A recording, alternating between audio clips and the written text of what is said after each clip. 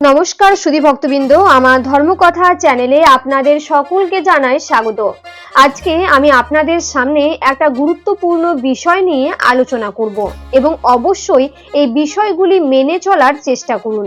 বিছানায় যে কাজগুলি কখনোই করবেন না এবং যে কাজগুলি অবশ্যই করা প্রয়োজন, নিজ গৃহে মা লক্ষ্মীকে চিরস্থায়ী করার জন্য অবশ্যই এই বিষয়গুলি মেনে চলার চেষ্টা করুন। অনেকে হয়তো এই বিষয়ে অবগত রয়েছেন, অনেকেরই হয়তো এই বিষয়ে অস্পষ্ট ধারণা রয়েছে।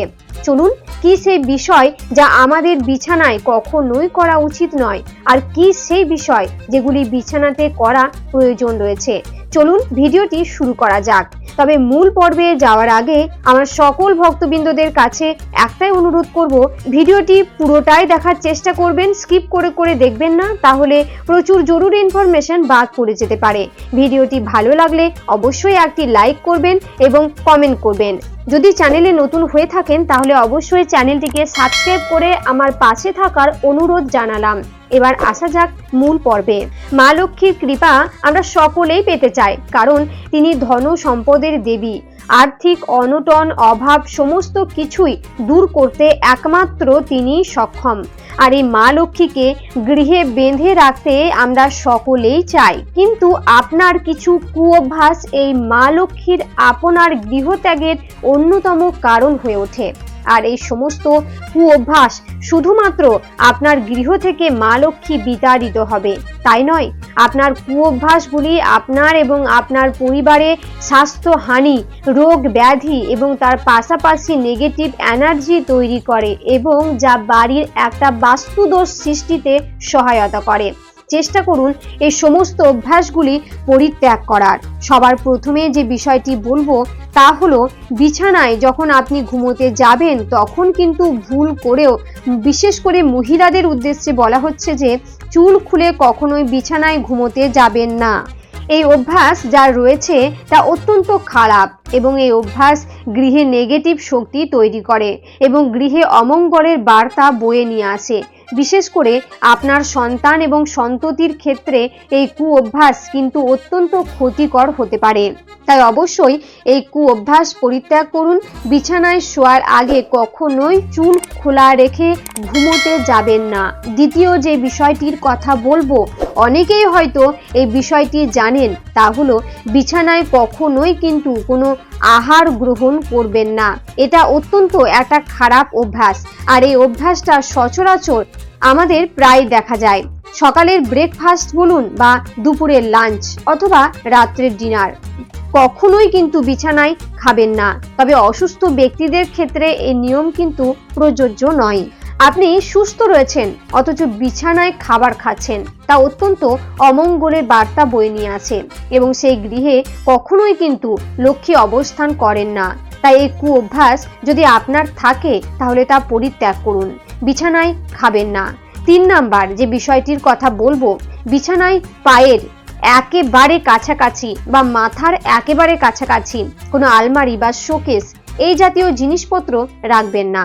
যদি ঘরে জায়গা কম থাকে তাহলে আপনি বিছানা থেকে অন্তত পক্ষে 1 হাত অথবা 2 হাত দূরে এই আলমারি বা শোকেস রাখতে পারেন, কিন্তু বিছানা সংলগ্ন গা ঘেঁষে বরাবর এই সমস্ত আসবাবপত্র কখনোই কিন্তু রাখবেন না। বাস্তুশাস্ত্রে এই সমস্ত জিনিস অশুভ বলে মনে করা হয়।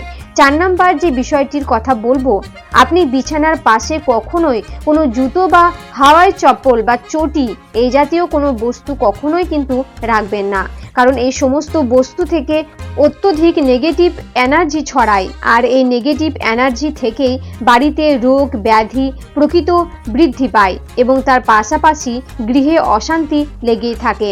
5 নাম্বার যে বিষয়টির কথা বলবো, অনেক সময় কিন্তু আমরা এই ভুলটা করে থাকি, আর সেটা হলো বিছানার তলায় আমরা অনেক সময় টাকা পয়সা বা সোনা দানা এই সমস্ত কিছু রেখে দিই।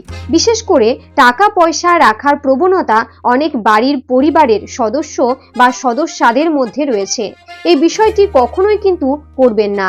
বিছানার তলায় কোনো ধরনের আপনি টাকা পয়সা বা কোনো মূল্যবান সামগ্রী রাখবেন না।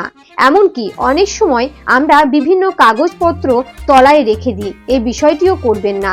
এটাও কিন্তু বাস্তুশাস্ত্র অনুযায়ী অত্যন্ত নেগেটিভ এনার্জি তৈরি করে। বিছানা সব সময় পরিষ্কার পরিচ্ছন্ন থাকায় সব থেকে ভালো। তাই বিছানার তলাটিও পরিষ্কার পরিচ্ছন্ন রাখবেন এবং কখনোই ভুল করেও সেই বিছানার তলাতে টাকা পয়সা রাখতে যাবেন না। এতে মা লক্ষ্মী অত্যন্ত রুষ্ট হন এবং তিনি সেই গৃহ ত্যাগ করেন।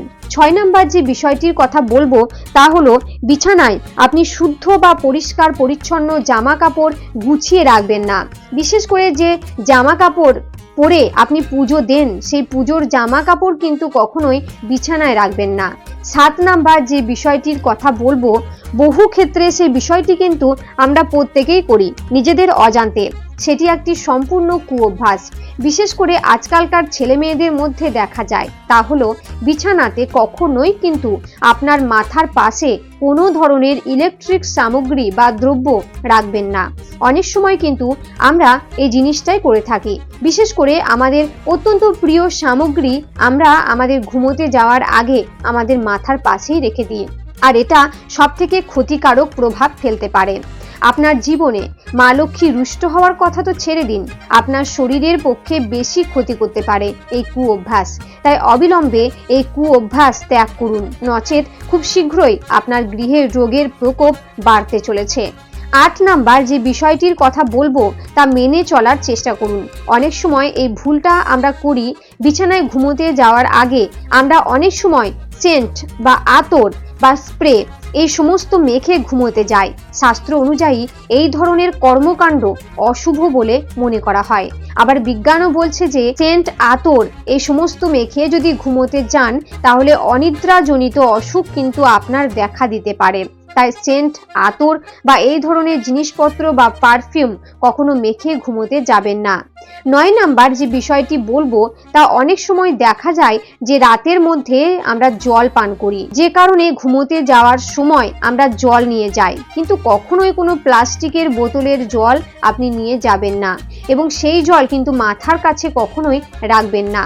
প্লাস্টিকের বোতল পরিত্যাগ করুন, পরিবর্তে আপনি তামার একটি পাত্র বা স্টিলের একটি গ্লাস ব্যবহার করতে পারেন, কিন্তু প্লাস্টিকের বোতলের জল কখনোই কিন্তু রাখবেন না।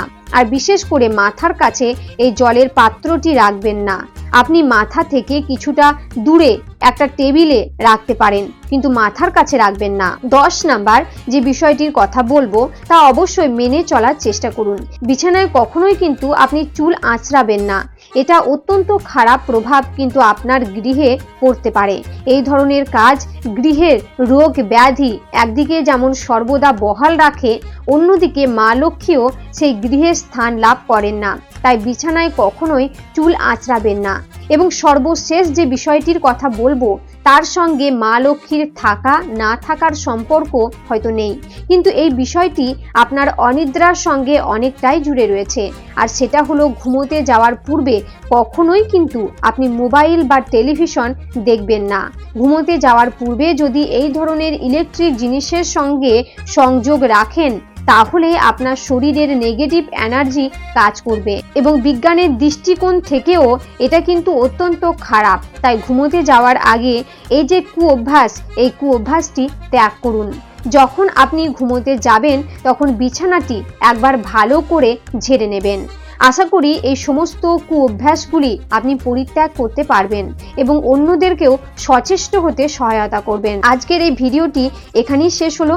আশা করছি আজকের এই ভিডিওটি দেখে আপনি একটু হলেও সমৃদ্ধ হয়েছেন, বা এই ভিডিওটি দেখে যদি আপনাদের ভালো লাগে তাহলে অবশ্যই কিন্তু একটি লাইক করবেন এবং শেয়ার করবেন, এবং ভিডিওটি কেমন লেগেছে সেটা অবশ্যই একটা কমেন্টে জানাবেন। আর যদি চ্যানেলে নতুন হয়ে থাকেন চ্যানেলটি সাবস্ক্রাইব করে আমার সাথে থাকবেন। সকলেই ভালো থাকুন, সুস্থ থাকুন, নমস্কার।